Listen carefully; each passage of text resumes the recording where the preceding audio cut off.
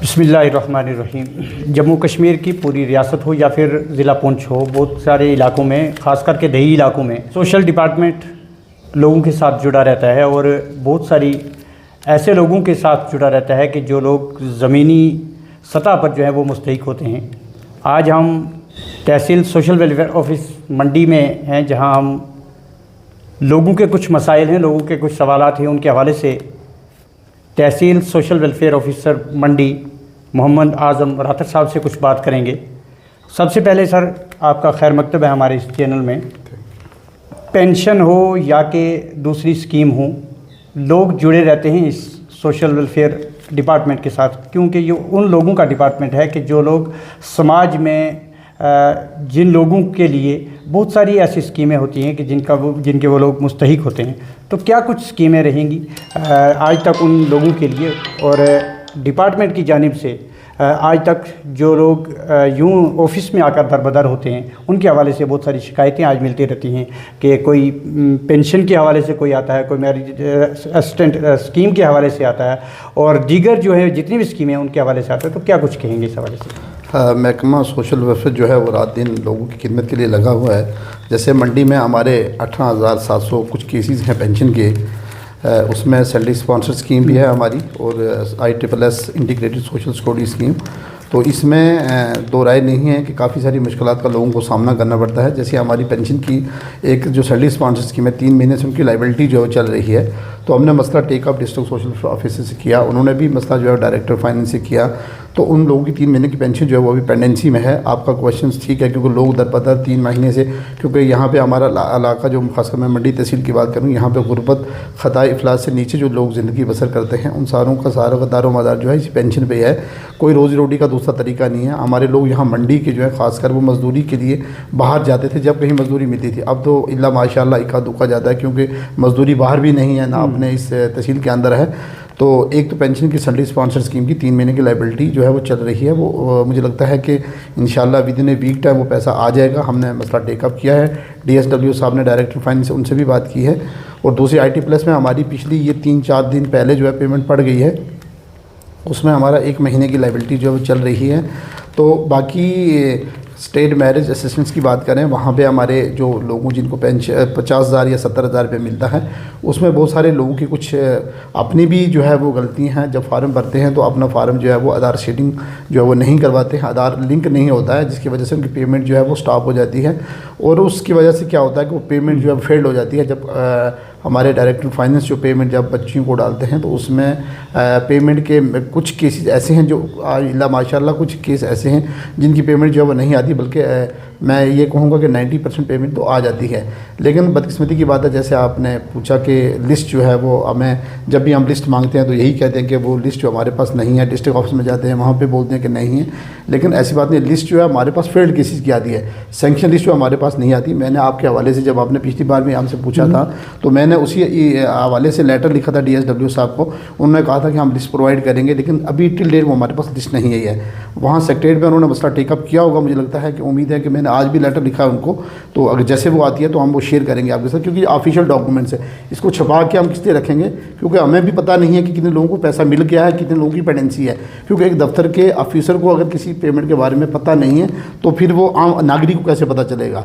क्योंकि हमारे पास, आप जैसे आपने मुझे पूछा, पीछे बात भी हुई, आपने टेलीफोन कॉल पर भी आपने बोला कि शादी के पैसे जिन लोगों को मिले उनकी लिस्ट कोई आपके पास है कि वो लोग चक्कर लगाते रहते हैं। तो इसका मसला मैंने टेकअप किया है, मुझे उम्मीद है कि 2-4 दिन के अंदर वो लिस्ट आ जाएगी। हर बार जब भी आपसे कोई सवाल किया जाता है तो आप इसी का यही बात करते हैं कि डायरेक्टर फाइनेंस के पास हमारी ये लिस्टें पड़ी हुई हैं, वो आती नहीं। तो कब तक ये लोगों को, मतलब ये लोगों के साथ होता रहेगा? हाँ, मैं अर्ज़ करूँ, क्योंकि मेरा लेवल जो है वो, मैं डिस्ट्रिक्ट सोशल ऑफिसर को ही डायरेक्ट कॉरेस्पॉन्डेंस कर सकता हूँ। अब DSW साहब का काम है कि वो डायरेक्टर फाइनेंस से रब्ता करें।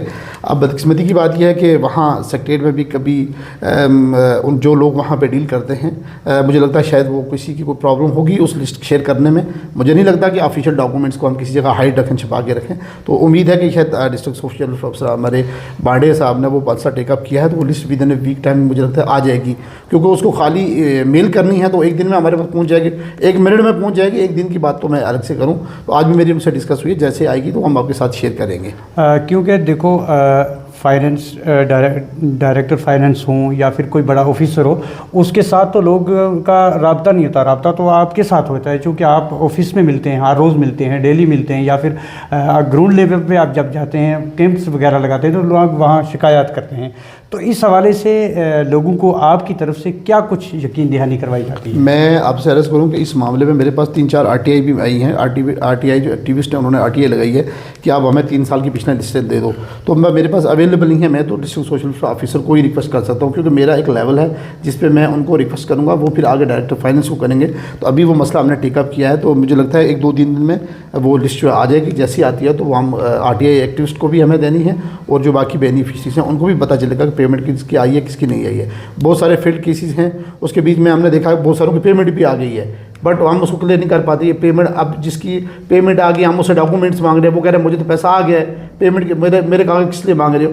तो जब तक वो हमारे पास फाइनल लिस्ट, वो पेमेंट लिस्ट नहीं आएगी, तब तक हम उसको क्लियर नहीं कर पाएंगे कि लोगों को पैसा पड़ गया, किन को पैसा नहीं पड़ा है। क्योंकि हमें इस लिस्ट को आपके माध्यम से मैं जो लोग हैं उनसे भी गुजारिश करूँगा कि लिस्ट, बेनिफिशियरी को भी लिस्ट चाहिए, बेनिफिशियरी को भी नाम लिखना है, लेकिन हमें भी रिकॉर्ड चेक करना है कि इस बंदे ने कहीं पहले पैसा लिया तो नहीं है। जब हमारे पास असली लिस्ट नहीं होगी तो हम उसको जो है वो आगे पुराने बेनिफिशियरी, अगर वो वही एक केस जो है दोबारा अगर उसके लिए अप्लाई करेगा, तो हमारे पास ऐसा कुछ कोई अलादीन का चिराग नहीं है कि हम उधर से लगाएंगे तो पता चल जाएगा। जब तक हमारे पास लिस्ट नहीं होगी, जैसे लिस्ट आएगी तो इंशाल्लाह वो आपके साथ शेयर करेंगे। सर, मैरिज असिस्टेंट स्कीम जो है, ये एक ऐसे इलाके में लागू की गई है कि जहाँ इस वक्त हम सरहदी ज़िला पुंछ की बात करें तो अक्सर इलाके ऐसे हैं कि यहाँ की जितनी भी लड़कियाँ हैं वो मिडिल पास नहीं होती। तो आपके डिपार्टमेंट का जो इस वक्त रूल चल रहा है, वो मिडिल पास से ऊपर ही मैरिज असिस्टेंट स्कीम का जो है वो फॉर्म फिलअप किया जाता है। तो इस हवाले से क्या कुछ कहेंगे, क्योंकि लोगों के अंदर बहुत सारे शक व शुबहात पाए जाते हैं। असल में scheme meant for downtrodden peoples, इसमें आपने बहुत अच्छा जो है वो क्वेश्चन किया है। मैं उसका रिप्लाई ये करता हूँ कि इसमें बहुत सारे लोगों की शिकायत ये थी कि मिडिल पास बच्ची जो है वो क्यों रखे शादी में। जब बच्ची की शादी करवानी है 8वीं पास होनी चाहिए बच्ची, इसमें कोई शर्त नहीं थी। ये हमारा जो रूल्स है ये नया नहीं बना है, ये जब स्कीम लागू हुई थी तब से ये इन्होंने इस रूल के बीच में मेंशन किया था कि 1/1/2025 से अनवर्ड जितनी भी बच्चे हैं वो 8वीं पास होंगी। क्योंकि हमारे यहाँ तालीम नस्वां का रवाज जो है बड़ा कम है, हम बच्चियों को तो पढ़ाई की तरफ कम मुतवज्जे करते हैं, तो उस वक्त ये रूल बनाया गया था। लेकिन असल में ये रूल्स बनाना नहीं चाहिए था गवर्नमेंट को। इसके बारे में हमारी जब मंत्री साहबा यहाँ पर आई थी, जब डिग्री कॉलेज का यहाँ पर उद्घाटन फाउंडेशन स्टोन रखा था, तो उसके बीच में भी उन्होंने ये बात बोली थी कि मैं इस रूल के अमेंडमेंट के लिए मैंने गवर्नमेंट को लिखा है। तो गवर्नमेंट तो मंत्री ही हैं, वो जैसा इसको मुझे लगता है कि इसकी अमेंडमेंट हो जाएगी। सेक्रेटरीट में इसका प्रोसेस चल रहा है, जैसा भी होता है। क्योंकि यहाँ हमारे इलाके की, मैं अपने इलाके मंडी की बात करूँ, यहाँ तो गुर्बत, यहाँ 8वीं क्या मैं कहता हूँ 2री क्लास तक बच्चियों को लोग नहीं पढ़ाते हैं, क्योंकि खता इफलास से नीचे ज़िंदगी बसर करने वाले लोग हैं, वो अपनी बच्ची को स्कूल में नहीं भेजते। अब ज़बरदस्ती क्यों तालीम व नस्वां की तरफ गवर्नमेंट जो है वो जोर दे रही है, बट ये जब तक पेरेंट्स विलिंग ना होता तब बच्चियाँ स्कूल जाती नहीं हैं। अब पेरेंट्स विलिंग कैसे होंगे, उनके लिए अवेयरनेस रखेंगे, वो एजुकेशन डिपार्टमेंट अपनी तरफ से लगा हुआ है। गवर्नमेंट भी यही चाहती है कि हर बच्चा, हर बच्ची जो है वो पढ़ी लिखी हो।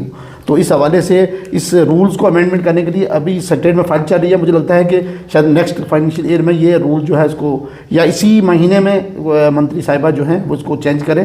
तो मुझे उम्मीद है कि मैं आपको यकीन दिलाता हूँ कि हमारे मंत्री साहिबा ने भी यहाँ पर जब कॉलेज का फाउंडेशन स्टोन रखा था, उसमें उन्होंने कहा था कि हम इसको जो है वो जल्द इसको रिमूव करेंगे इस 8th पास को, क्योंकि शादी बच्ची की करवानी है। असल में पैसा जो है वो गरीब बच्ची को जाना चाहिए, और 8वीं पास जो पढ़ेगी वो तो घर से ठीक ठाक भी होगी। मुझे लगता है इस वक्त अगर हम बात करें, आपने जैसे बात की कि बच्चियों की पढ़ाई की, तो देही इलाकों में देखा जाए कि वालिदैन के अंदर इतना रिवाज नहीं होता कि वो बच्चियों को पढ़ाएं, लेकिन डिपार्टमेंट की जानिब से उनकी तालीम के लिए कोई स्कीम चलाई जा रही है जिससे बच्चियों की तालीम को फ़रोग़ दिया जाए या कुछ?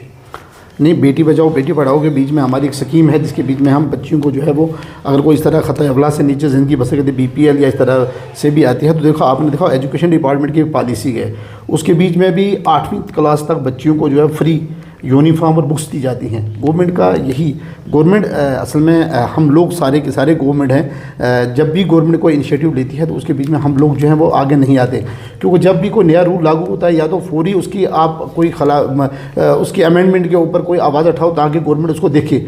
जैसे हम ये मंडी की आपने मैरिज की बात की कि बच्ची को लोग पढ़ा नहीं सकते हैं, तो नेचुरली मैं ये आपको बात बताऊँ कि ये खता इफलास से नीचे ज़िंदगी, जो लोगों ने स्कूल का कभी बस स्कूल की तरफ बजाते खुद पेरेंट्स नहीं गए हैं, वो बच्चों को पढ़ाए, उनको तालीम के बारे में रास्ता वो कैसे करवाएंगे जब पेरेंट्स की खुद जो बच्चे देखो यहाँ के, मैं पुंछ यहाँ की बात करूँ, जो भी अच्छे मंडी में लोग हैं वो यहाँ से पुंछ शिफ्ट हो गए हैं, जो पुंछ में अच्छे हुए वो जम्मू में शिफ्ट हो गए हैं, जो जम्मू में अच्छे हुए दिल्ली में शिफ्ट हो गए हैं। तो इसका लाभ वही उठा रहे, जैसे हम एक्चुअल लाइन ऑफ कंट्रोल की बात करें, ईबीसी की बात करें, या उसकी बात करें, या किसी ST1 या ST2 की बात करें, जो लोग यहाँ से मुंतकिल होकर दूसरी जगह चले गए हैं, तो वही लोग इन स्कीमों का लाभ भी उठाते हैं, क्योंकि असली बेसिक एड्रेस उन लोगों का यहीं का है, अपने गाँव का है। तो अब वो बच्ची जो स्कूल में जो असल में जो इस चीज़ का वो मुस्तहिक जिसका वो हक रखती थी, वो बच्ची जो है वो अभी गाँव में पड़ी हुई है, और उसके लिए हमने मैंडेटरी कार्य को 8वीं पास हो, फिर उसकी वो लवाजमात हमने डॉक्यूमेंटेशन की रख दिया कि वो कंप्लीट ही नहीं कर पाती।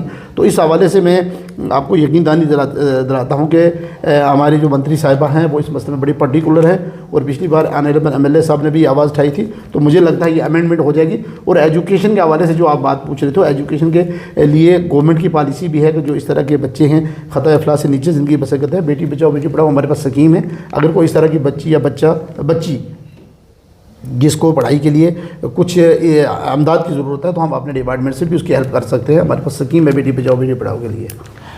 ये थे हमारे साथ तहसील सोशल वेलफेयर ऑफिसर मोहम्मद आज़म साहब, जो मैरिज असिस्टेंट स्कीम के हवाले से तफसील से बात कर रहे थे कि कौन लोग अप्लाई कर सकते हैं, और इसके अलावा बेटी पढ़ाओ और बेटी बचाओ के लिए क्या कुछ है।